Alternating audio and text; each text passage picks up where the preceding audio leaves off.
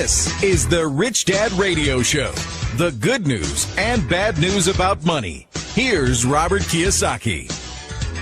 Hello. Robert Kiyosaki, the Rich Dad Radio Show, the good news and bad news about money. And today we have possibly the most important show you can listen to.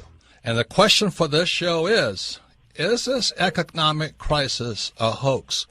Could it have been prevented, or is it another one of the great government ripoffs? You know, as Rich Dad, we always talk about it here, is that the rich oftentimes rip off the poor and middle class. And as you also know, we have a great divide between the rich and the poor and middle class. And for the first time, the high-income rich are suffering also. So it's a very important question is this economic crisis going around the world a hoax, a conspiracy, and has it been premeditated? And that is the gist of this show. Most importantly, once you listen to this program, you may have better ideas what you can do for your own financial future. Any comments, Kim? Well, this is a very exciting show with a very, very important guest. And, sometimes the truth can be disturbing and it can be very uncomfortable. And as I was reading David's book, I got very uncomfortable. I got actually quite angry because he's uncovering things that the government and the Fed and all have been doing basically at the taxpayers' expense, at huge taxpayers' expense. So the world's expense. The world's expense. And it's been going on for a long, long, long time. So I just want to get right into the show. So Robert introduced our very, very important guest. This is going to be a great show. You're going to want to listen to this again and again. Our guest is David Stockman. He was Ronald Reagan's budget director, and his latest book is called The Great Deformation. It's the corruption of capitalism in America. And America is no longer a free society or a free country, which is why you have this huge gap between the rich and everybody else. And as you know, the Rich Dad Radio will always talk about poor, middle class, and rich, and we talk about what the rich do. And if you read Rich Dad, Poor Dad, it says, the rich don't save money. We don't call a house an asset, and we don't work for money because after 1971, the dollar, thanks to Richard Nixon, is no longer money. It became what's technically called a fiat currency. Simply says you can print as much as you like. So for all of you who are following that anachronistic dogma or drinking the Kool-Aid or go to school, get a job, work hard, save money, buy a house, get out of debt and invest for the long term in the stock market, you're being ripped off right now because that is a dogma that is out of sequence with the world economy today. And so it's a great honor to introduce David Stockman and to have him talk about his fantastic book. So welcome to the program, David. Welcome, David. Well, thank you, and I'm delighted to be with you. It sounds like we have some great topics to discuss, and I'm happy to do it. I'll say, yes, the book is 730 pages, but it is 100 years of revisionist history as to how we got into this mess that manifested itself in the great crash in 2008 that has been continued with this fantastic new bubble that's been generated by the Fed and the other central banks that has manifested itself in a huge inflation of stock and other financial asset values, but very little improvement. In fact, a lot of retrogression on Main Street, where the overwhelming share of the American people live. So I got into the book because I was a little angry myself in 2008 when they bailed out Wall Street, when they bailed out the UAW and GM, when, in effect, we should have allowed the rules of the free market and capitalism to prevail. And for a book that refutes the whole conventional wisdom, the whole prevailing narrative, I thought that was pretty good. But the people at the Times must have had second thoughts because that's 3 years ago, and they're still debating whether it ended up number 4 in the fiction or the nonfiction. Well, just let me say this, okay? Let me net it out for everybody. I'm going to ask you a quick question. Sure. We had Paulson and Bernanke. Paulson works for a little company called Goldman. Most of our central bankers work for Goldman, as we know. Was the bailout necessary? Absolutely not. The whole idea that we were on the cusp of Great Depression 2.0 is totally wrong. It was a fiction in the mind of Ben Bernanke, who unfortunately is a failed scholar of the 1930s, and we can get into that more. He ran around Washington with his hair on fire the day that Lehman went down, proclaiming that it was 1930s all over again. He was totally wrong on that.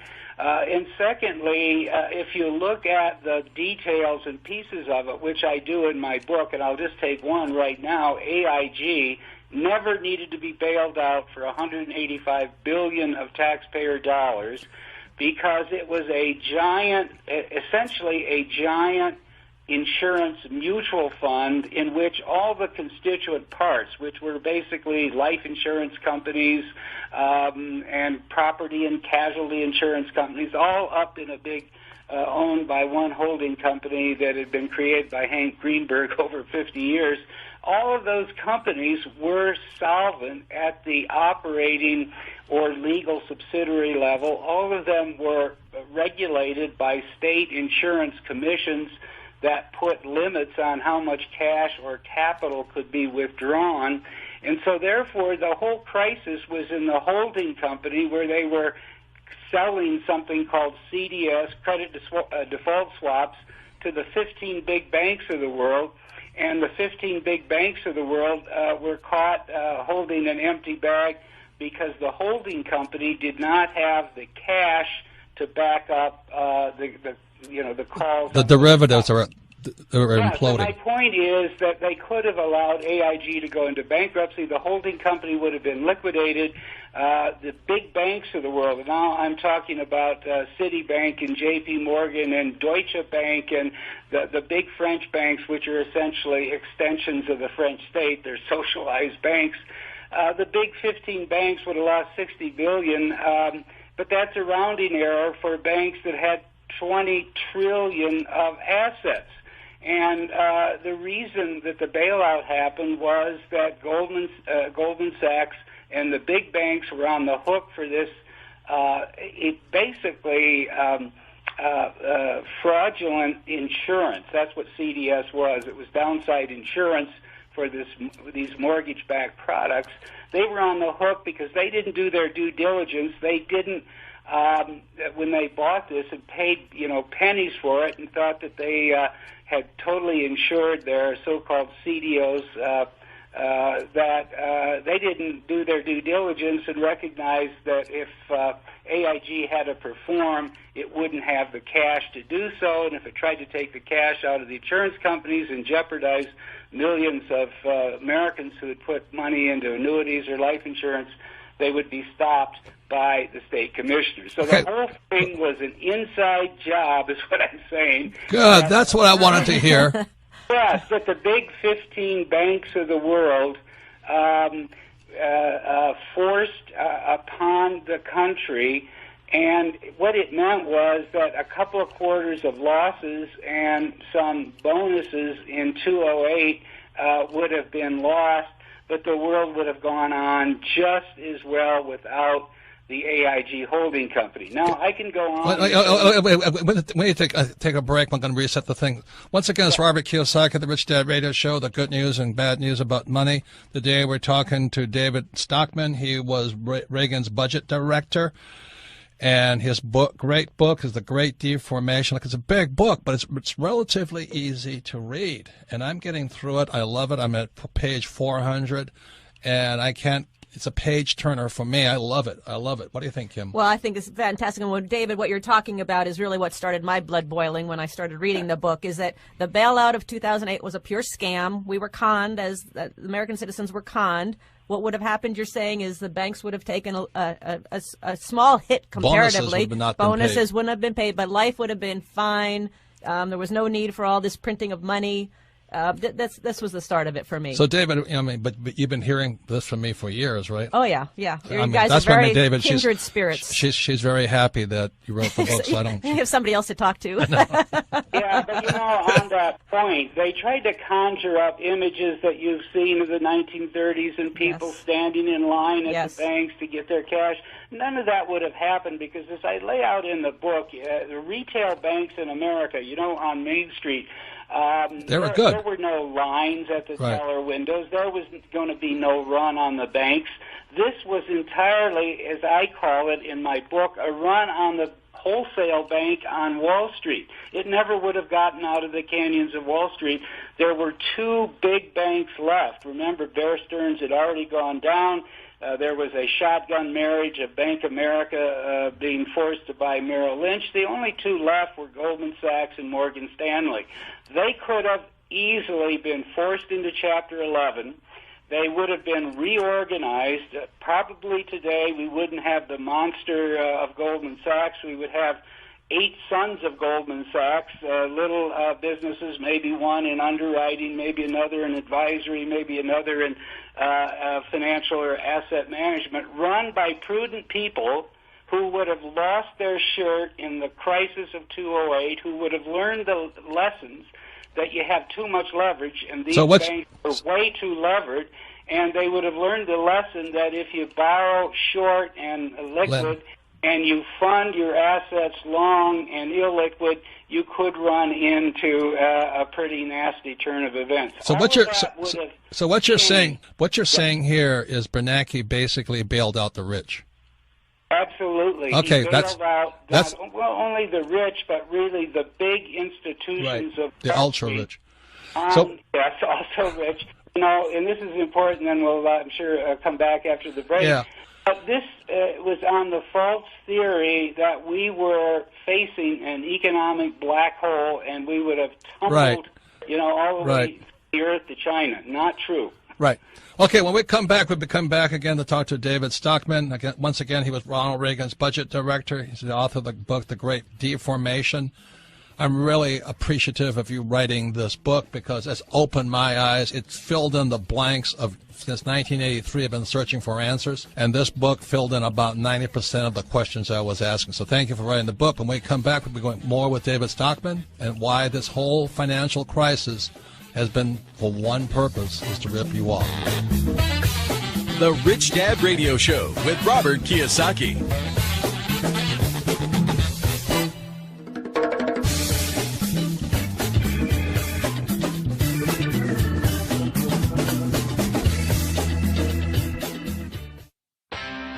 Howdy, folks. Enjoying the Rich Dad Radio Show? Of course you are. Want to hear more from the Rich Dad Radio Network? Of course you do. Head on over to iTunes or Stitcher and subscribe to The Quad Pod. The Quad Pod is where successful people from the world of business, entrepreneurship, money, sales, and self-improvement are interviewed by a mid-level employee. You can learn more about growing your business, making more money, leveraging social media, building a team, finding happiness, cheating death. Huh? Oh, really? Okay. I'm being told we probably won't be doing a show about cheating death, at least not this season.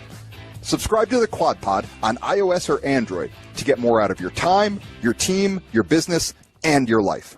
The Rich Dad coaching staff wants to make you a special offer. But first, they have a rather blunt question. What's costing you more money? Being financially uneducated or stupid? If you're uneducated about creating wealth, you can do something about it. In fact, just listening to this podcast demonstrates that being financially ignorant is not your problem. Robert has said that being stupid is expensive. He doesn't mean to imply that you are not intelligent. He means it is stupid to know that you have options to improve your financial education, but choose not to do anything about it. We encourage you to take a different path and get a free strategy session with a member of the Rich Dad coaching team. Rich Dad Coaching has guided thousands of people to financial freedom by helping them take action rather than just dream. Go to www.richdadfreesession.com right now to learn all the exciting details. There are only a few times where you're faced with a decision that will affect the entire trajectory of your life. This is one of them. Don't let it slip away. The stupid thing to do is also the most expensive, which is to ignore this offer and hope for a miracle. Instead, do what Robert would advise. Put your fears aside and go to richdadfreesession.com and claim your free strategy session while they're still available. There is simply no faster way to turn your dreams and aspirations into actual wealth and financial success. So go to richdadfreesession.com now. It's vital to protect yourself and your company. LLC, LP, S, or C Corp. Let Corporate Direct guide you through the process of forming a corporation or LLC. Every business owner and real estate investor needs asset protection. Robert Kiyosaki uses Corporate Direct for forming and maintaining his corporations and LLCs. Mention Rich Dad and receive $100 off a formation. Call 800-600-1760 or visit online at corporatedirect.com. That's corporatedirect.com. Can you afford not to listen? Now back to the Rich Dad Radio Show with Robert Kiyosaki. Welcome back, Robert Kiyosaki, the Rich Dad Radio Show, the good news and bad news about money. You can listen to the Rich Dad Radio Show on your time and your schedule, the Rich Dad Radio app, and all of our programs are archived at richdadradio.com. The reason we archive them is because repetition is how we learn. If you listen to this program 2 or 3 times, you'll learn even more. It'll sink in. But also if you need to share the information with a friend who needs to hear it. Because what we're talking today about is this global economic crisis we in? Is it a hoax or is it a big business plan to rip people off? And so our guest today is David Stockman. He is best known for being the budget director for a man named President Ronald Reagan. And his latest book is The Great Deformation. And when I read this book, it's 750 pages. I'm only at page 400. But it is the most eye-opening book, well-researched, documented, factual, and it is a fantastic book. And I recommend everybody read it. At least get it and read a page or 2 a night. And what's your experience of the book? Well, David has both sides because he was the budget director under Reagan, but then he had 20 years on Wall Street. Right. So he sees both sides. To me, it made my blood boil. It made me angry, and I keep reading it. And it's very important, I think, to read to understand the history of what's happened. Right. It's an incredible book. Extremely well researched.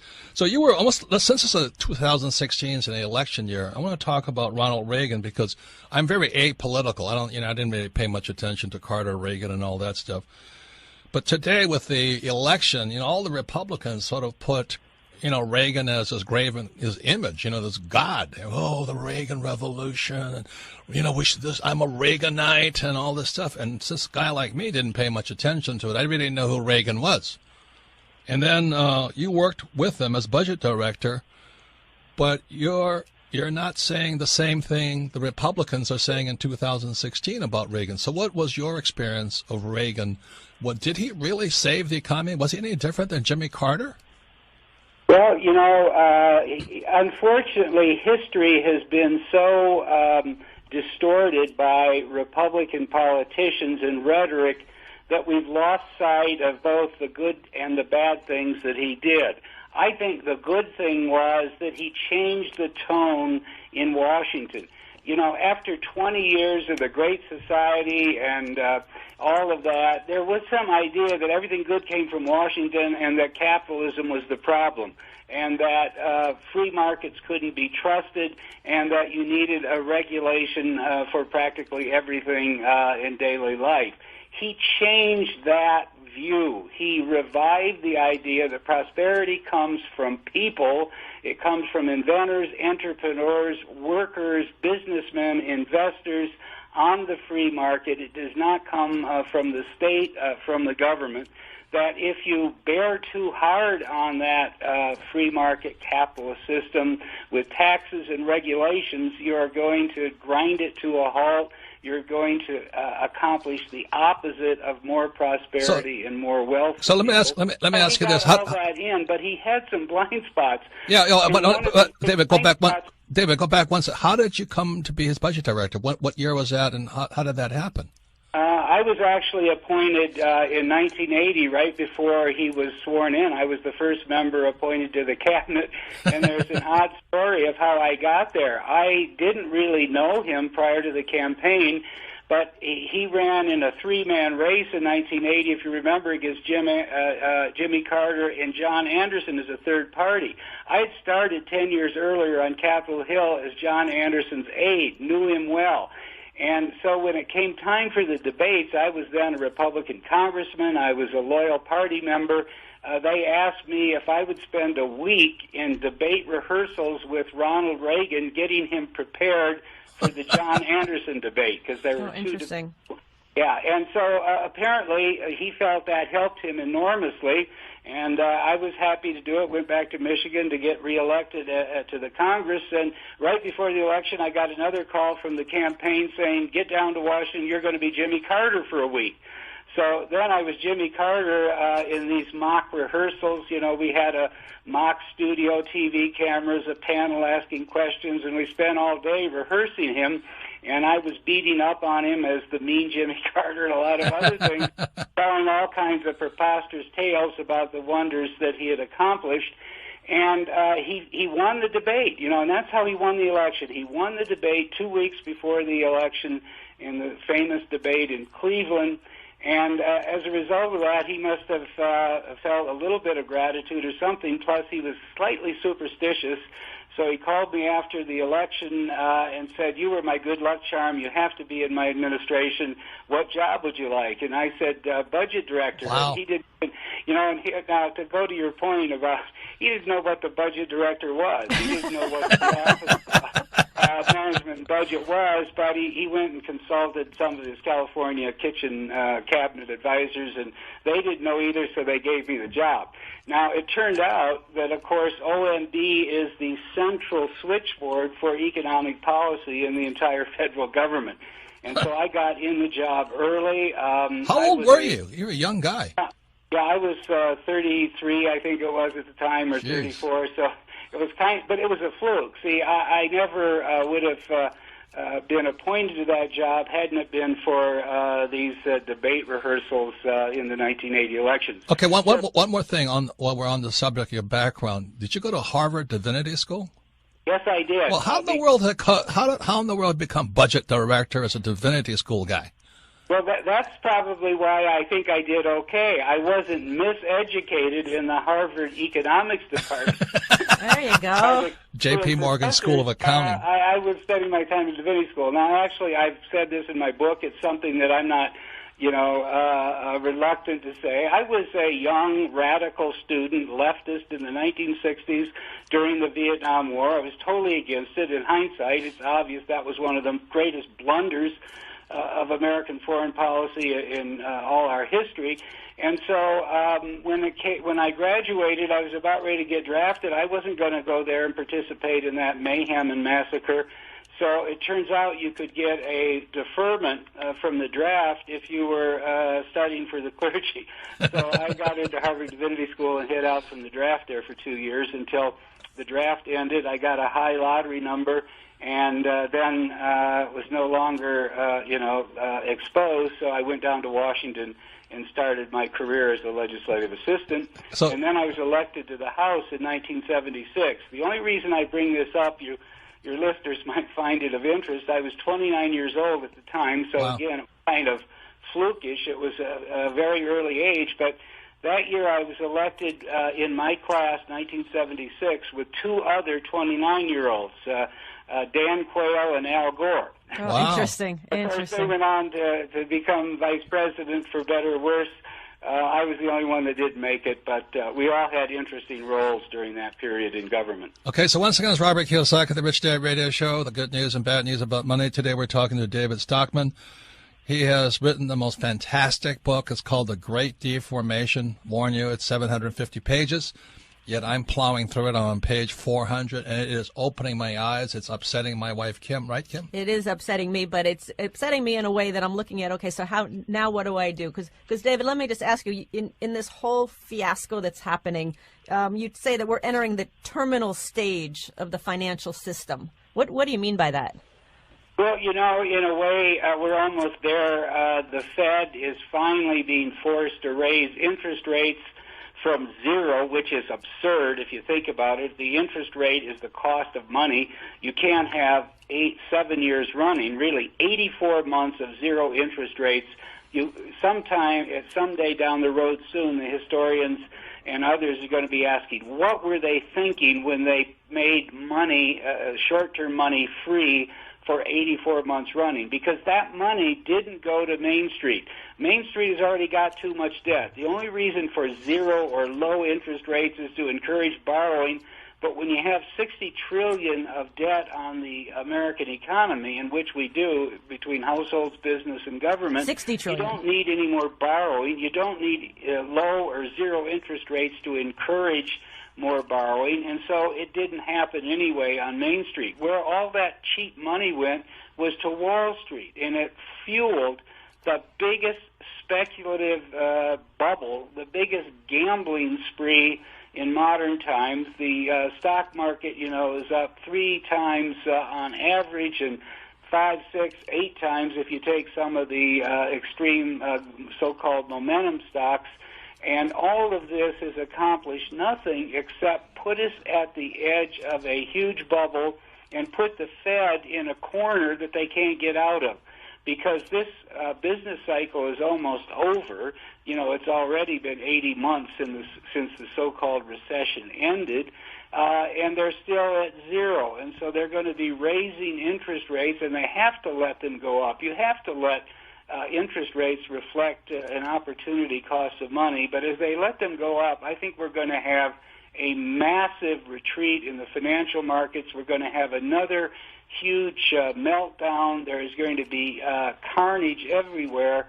And this time, and this is the important point I'm making, they're out of dry powder at the Fed and other central banks. When you have interest rates at zero for 84 months, you can't go any lower. We could talk about negative interest rates, but that's just totally a scam. When you have printed so much money, and they took their balance sheet from $900 billion at the time of the Lehman crisis to $4.5 trillion today, just unspeakable and unimaginable in prior times. You can't keep expanding the balance sheet, buying more bonds, injecting more liquidity into Wall Street. So my point is, they're out of dry powder. This whole bubble is about ready to start collapsing, and we're going to have a real period of turmoil that will make 2008 look like a bit of a Sunday school picnic, unfortunately. Okay, so once again, it's Robert Kiyosaki, the Rich Dad Radio Show. We're talking to David Stockman. Again, he was the budget director for Ronald Reagan, but also I'm recommending everybody read the book, The Great Deformation. You wrote it brilliantly because you say something, but you'll take the next 3 or 4 paragraphs to explain what you said. So it's a very educational book for those of you who want to know what is really going on in the economy. Is this crisis for real, or is it just a big scam to rip people off? So when we come back, David's been talking about the good news. We're going to crash. I want to know what the bad news is. The reason I say that, David, is because as a professional investor, you and I know that when things crash, that's really the opportunity of a lifetime coming up. That's how I look at everything. So when we come back, we'll be talking to you about what you see beyond, Janet Yellen. I really don't know what she's doing there. But anyway, she didn't do a very good job as a Fed, person out in the West Coast. And she was part of that big bubble. Now she's running the show. Actually, Wall Street still runs the show, as you say. So when we come back, we'll be talking about what you can do when this bubble bursts. We'll be right back. The Rich Dad Radio Show with Robert Kiyosaki. The good news and bad news about money.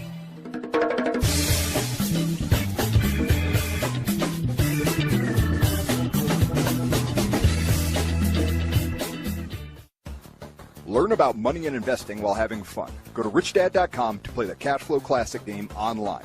Your banker will never ask for your report card. What's most important in entrepreneurship and investing is your financial statement. So go to richdad.com and play Cash Flow Classic to learn anytime, anywhere. Start playing today and take your first steps out of the rat race. Meet and interact with players who have the same goals and aspirations. Best of all, it's free. Go to richdad.com and start changing your life today by playing Cash Flow Classic at richdad.com.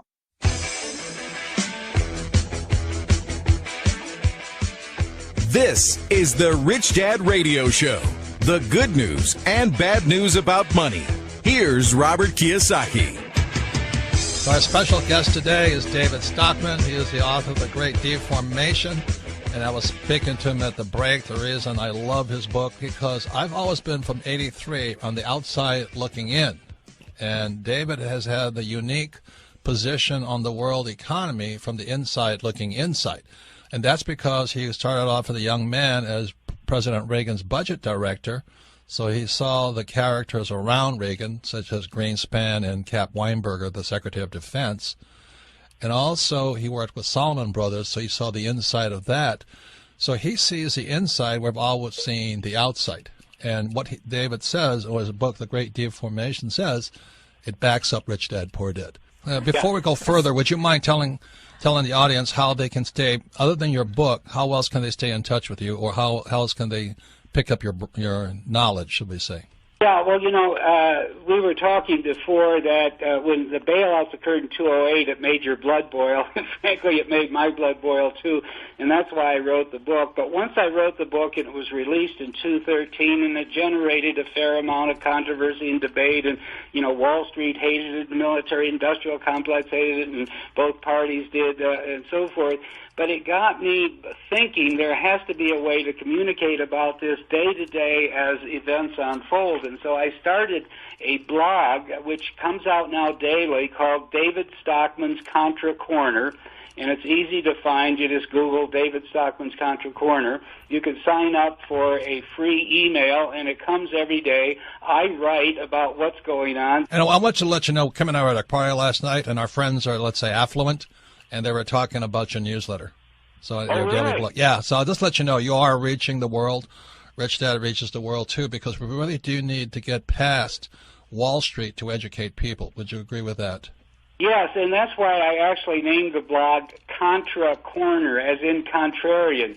And it's meant to be a corner where contrarian thoughts about what's happening in Wall Street and in Washington can be found, and where people can get an alternative view, because frankly, big media is, they're basically lapdogs for the establishment, and they're lazy.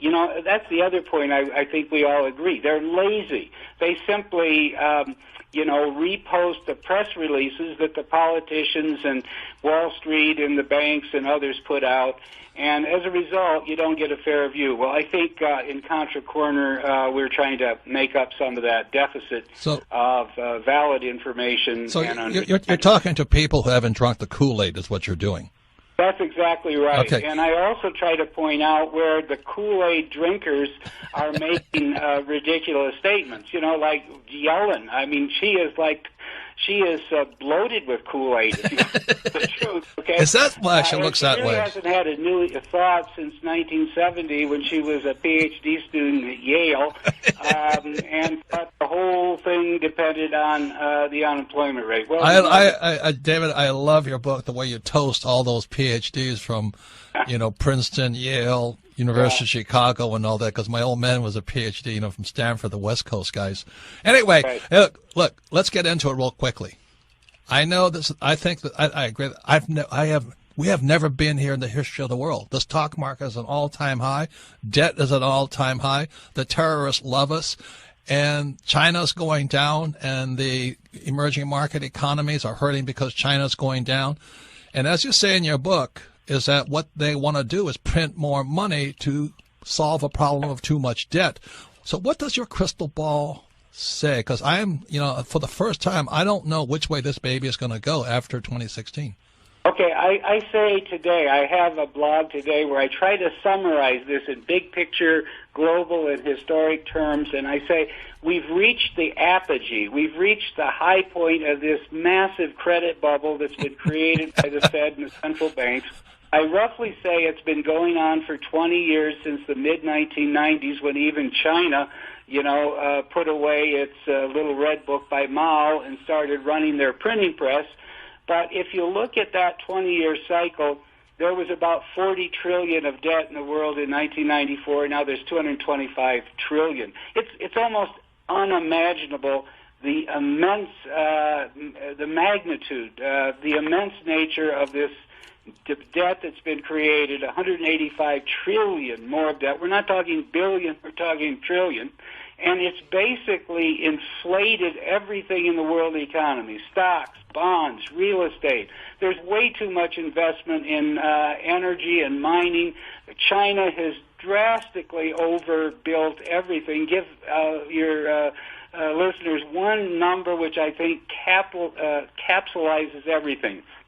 In 3 years in China, and I say China is kind of the leading edge of this massive credit-driven bubble, but in 3 years from 2011 through 2013, they produced more cement and basically, paved China from one end to another.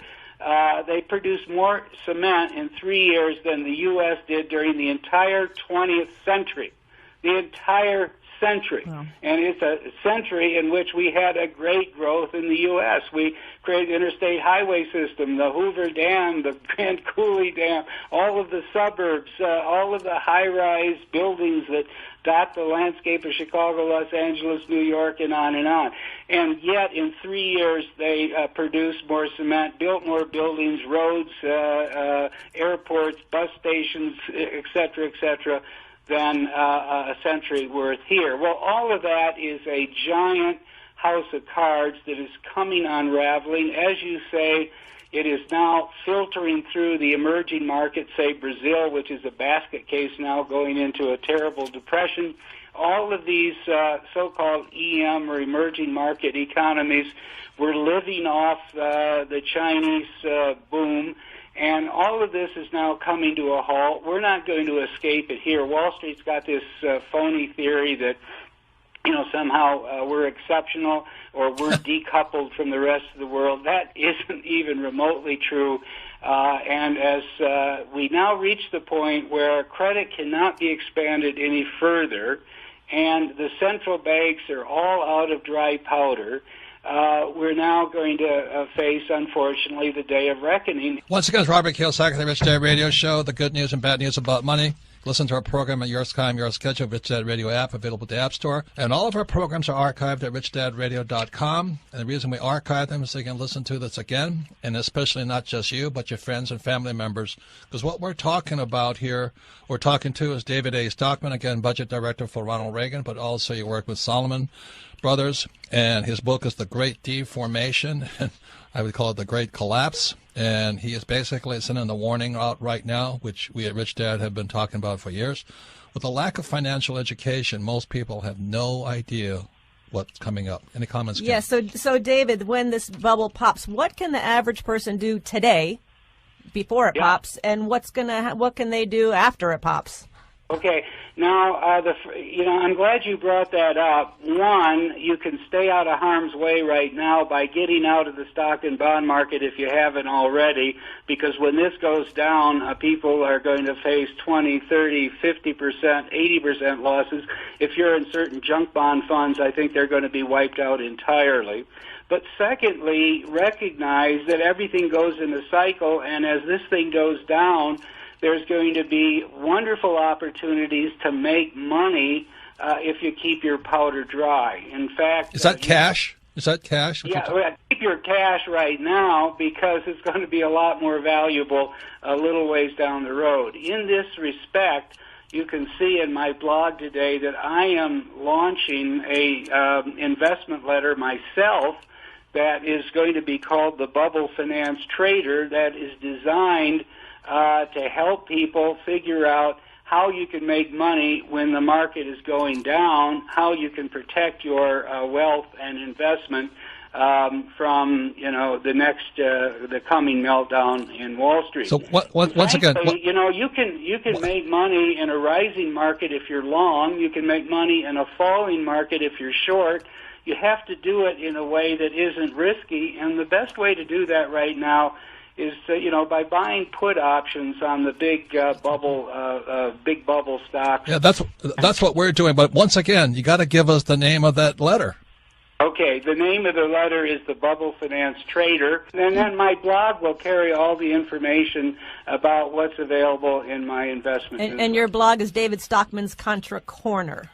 That's correct. Amen, man. Thanks for doing that. I really appreciate it. So David, when this bubble bursts, what's it going to look like? I mean, it's like the average person is like, how's it going to affect them? You know, first of all, I think it's going to this time have a bigger effect on Wall Street and the financial markets and on the speculators and gamblers who have prospered so much in the last 7 years, because it amounts to a reset of inflated pricing for all these financial assets. Now, I think we may have a recession as a result, but I don't think we're going to go tumbling into some big black hole or any kind of Great Depression. I think we're going to have a re-leveling of the playing field as between Main Street and Wall Street.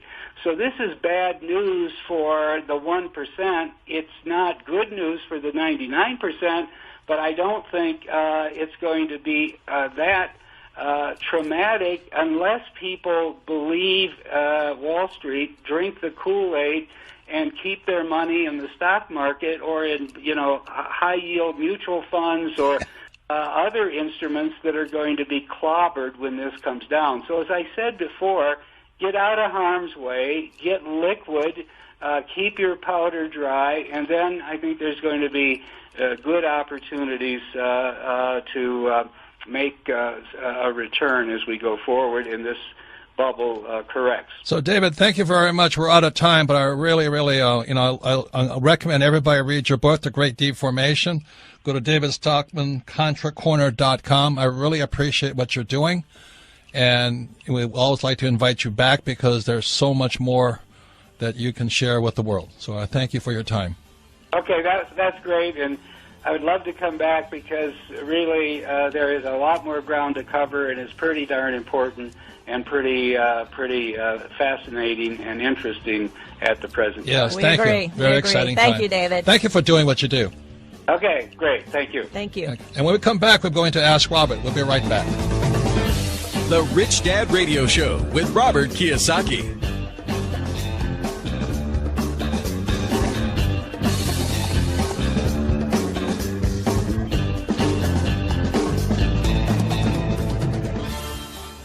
Threats to your business are everywhere. Choosing the right entity is a start, but basic asset protection isn't enough. You must take the next step and follow the corporate formalities. If you don't, a creditor can pierce the veil of protection and get to your personal assets. Corporate Direct is used by Robert Kiyosaki to properly maintain his corporations and LLCs. Call 800-600-1760 or visit online at corporatedirect.com for corporate cleanup and resident agent services in all 50 states. Avoid a piercing of the corporate veil. Go to corporatedirect.com.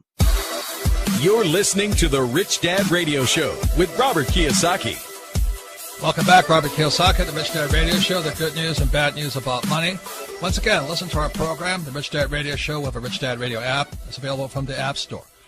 And all of our programs are archived at richdadradio.com. The reason we archive them is so you can listen to it again, especially this show, because there was a fire hose of information coming at you from David Stockman. And once again, his book is called The Great Deformation. His website is davidstockmanscontracorner.com, and also he has a new investment letter coming out.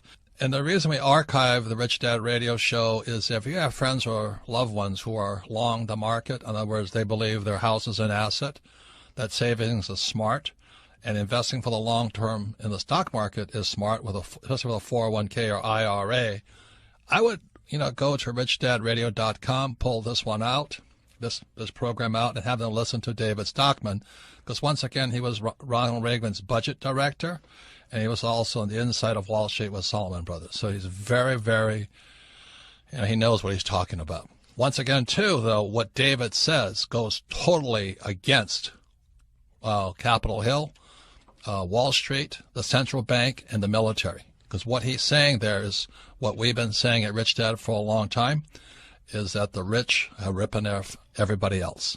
So, and And there's a lot of confusion out in the markets, and that's why we bring on guests like David Stockman. And I do recommend, because I do subscribe to his blog, his daily blog, David Stockman's Contra Corner, and we do recommend other people's newsletters because there's so much confusion out there, and they seem to be telling it a little more bluntly and without any hidden agendas and without attachments to Wall Street or the stock market. So that's why we bring on these guests. So what's the first question with Ask Robert? Once again, you can submit your questions to AskRobert@richdadradio.com. What's the first question, Melissa? Our first question today comes from Jeff in California. Favorite book, Rich Dad Guide to Investing. He says, of all the investing advice you received from your rich dad, what would be the one piece you would give to someone who is just starting out on their investment journey? Most people are following flawed investment advice, which is go to school, get a job, work hard, save money, invest for the long term in the stock market, get out of debt. Think about most of that stuff. Saving money. It takes no financial intelligence to save money. You know, you can train a monkey to do it. And investing in a 401k, idiots do it every day. But that's what Wall Street says financial education is. So the real question to you is to say, well, what is financial education? And we covered some of it with David Stockman. You know, he says you should be in cash. Cash is not the same as savings. You see, Kim and I are in cash, but we don't save money. We're in cash because we're ready to reinvest. We're standing on the side right now. Very big difference between an investor mindset and a saver's mindset, okay? So understand that. When he talks about the crash is coming, he says stand on the side, get out, or buy puts. The average guy, probably less than 1 out of 100, knows what a put is or a call. You know, they don't have any idea how to use them and all that. So Kim and I are buying puts right now, but we've taken courses on how to use options versus stocks or equities to invest. The average person doesn't know the difference between an equity, a stock, call, put, bond, and all this stuff. So it's a language. So it's a vocabulary of understanding. Our other guest was Alexander Elders. You know, he's the guy who come into my trading room and all this stuff. He says it takes 4 to 5 years to learn, and I would agree with him. You know, you've got to invest 4 to 5 years practicing, because that's how you learn. But our idiot academics tell you not to make mistakes. Well, how do you learn if you don't make mistakes? So that's why you practice. You know, like yesterday, Kim and I were sitting in our conference room. We're talking about real estate and all this, you know, and we're talking about multi-million-dollar deals. We don't buy anything, but we sit there looking at deals all day long. That's called practice. Every single day is what we do. So those are the types of things I suggest to people. And you know, a lot of people had no idea what David Stockman is talking about. And if you don't have an idea at that point, you know, subscribe to his letters and all this stuff. But you've got to pay attention today. If you think that saving money is smart, just remember this: idiots do it. You think investing in a 401k is smart? Idiots do it every day. Why would you do what idiots do? Next question. Our next question comes from Douglas in Cornwall, California. Favorite book, Unfair Advantage. He says, with the crash coming, should we keep rentals? Well, look, real estate, we said all the time on this program, real estate is only as good as jobs. So as we had one of the programs, we have rental properties in the oil patch, which is Oklahoma City and Houston. We're hurting there because there's 100,000 people losing their jobs, not every day, but we've lost so far. So real estate has only to do with jobs. That's why we invest in San Antonio, because there's hospitals and insurance companies. Any comments, Kim? Yeah, and the other piece of that is, right now we are hurting in Houston because of the oil situation. The other question is what kind of properties you're investing in. I mean, Robert and I don't invest in the high-end AAA properties because when there is a turn, that's where the people that move out of there go into the lesser rental properties, lower rental properties. So we like to be in that middle range. So it depends on what type of property as well. But and also, you know, like people forget so easily. Not that long ago, we were driving around Phoenix. There was a lot of for rent signs on retail space. In other words, shops got blown out of the market. So Kim and I don't invest in shopping centers because, number one, we don't understand it. But I don't really think that retail is such a good deal right now, given we have an internet and Amazon. So it's, again, education. I appreciate the question. But don't be lazy right now. you're going to miss the biggest opportunity of all when all the people who think they're smart, saving money and investing for the long term in the stock market, get their butts handed to them. And I don't want you to be one of those guys with your butts handed to you. Next question. Our next question comes from Dan in Houston, Texas. Favorite book, Rich Dad, Poor Dad. He says, Robert, I have 2 questions. Do you foresee a housing rental market oversupply in the coming decades with the number of baby boomers dying and less numbers of Gen Y, X, and millennials? And 2, what is it you're reading and studying right now? Well, the book I'm studying right now is A Great Deformation. Like, it's 750 pages. I'm at page 400. I read it all through Asia. It's marked and highlighted and indexed. I read some paragraphs and chapters 3 times, but I study when I read. Okay, the other thing was I started reading this stuff back in 1983 with R. Buckminster Fuller's book, The Grunch of Giants. I don't recommend the book, but Grunch of Giants is saying the same thing Stockman is saying now. And Fuller was a futurist. He said that we're going to get wiped out this time around. And Stockman's saying the same thing, but they're 20-something years to 30-something years apart. So I study constantly.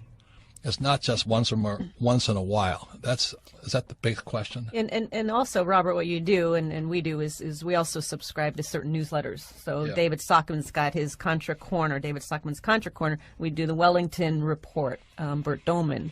And also Richard Duncan's report. He has a video report. Now, the good news is if you study, you shall profit. If you really study and experiment and make mistakes and all this stuff. But if you think, once again, that saving money and investing for the long term of the stock market is smart, then you're the biggest idiot going at this time in history. It was a good idea back in 1970. It's a horrible idea today. Next question, Melissa. So Dan had another question. He said, do you foresee a housing rental market oversupply in the coming decades with the number of baby boomers dying? I haven't thought of it that way before. Well, first of all, is that medical breakthroughs are coming right now. I mean, Kim and I were just at our naturopath, and he has this new machine. Of course, the FDA wants to shut it down, but that'll extend your life. So it's obvious that the baby boomers are going to live longer. Most will probably hit 90, which is a 20-year jump in life expectancy. The question is, can they afford to live?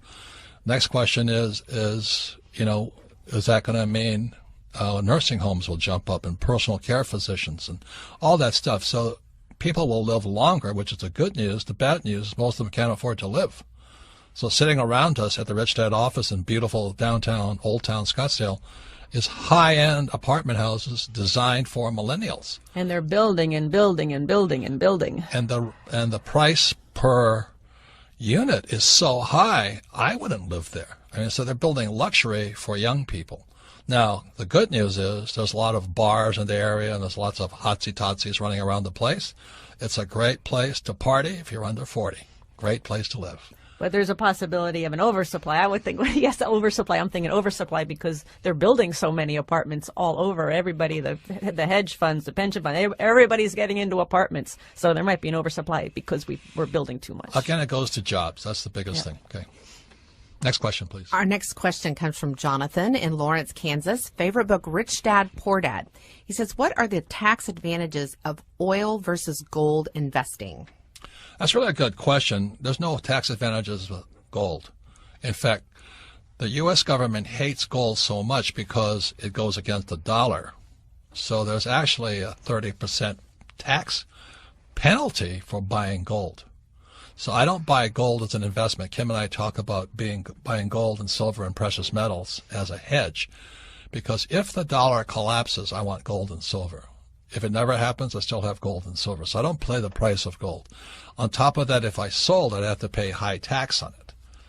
Now, oil is exactly the opposite because the government and Wall Street and the lobbies love oil. So if I invest, let's say, $100,000 in oil, I get an $80,000 return day one. That's why Kim and I invest in oil. Now, if the price of oil drops below $20, we might be in trouble. But I think they'll do something to keep the price above $20. If the price goes below $20, there'll be chaos all over the world because millions and millions of rich people depend upon oil for income. So if oil drops below $20 a barrel, all of those tax breaks in it, those that count on oil dividends, which Kim and I do, as a primary source of income, all the jewelry store, the yacht sales, the Bentleys, they don't get sold anymore. So the price of oil is good for the economy. It's also bad for rich people. And I was also just reading an article, we didn't talk about this on the program, but an article that David Stockman was in, and he was talking about gold. And he said when this bubble bursts, that it's a good thing to hold gold because that is the one tangible thing that people will exchange. So he's seeing a price increase, a major price increase in gold. That's his opinion. When this bubble bursts, the big thing is we have the whole fiat currency is based upon confidence. Confidence. If you lose confidence in our government, which is easy to do, then the 4 precious metals, gold, silver, guns, and bullets will count. Okay? And the last thing about oil, when prices are low, Kim and I are looking now. We don't want to look when the prices are high.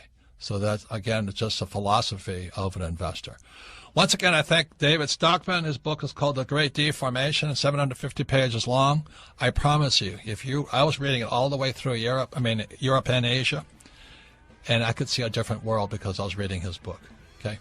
Also, go to his website, davidstockmanscontracorner.com, and you can submit your questions to richdadradio.com for Ask Robert. So I want to thank you all for participating. This is a very exciting time, and I want to thank David Stockman. My definition of intelligence is if you agree with me, you're intelligent. And I agree with David Stockman. Thank you for listening. You've been listening to the Rich Dad Radio Show with Robert Kiyosaki. To learn more about the good news and bad news about money,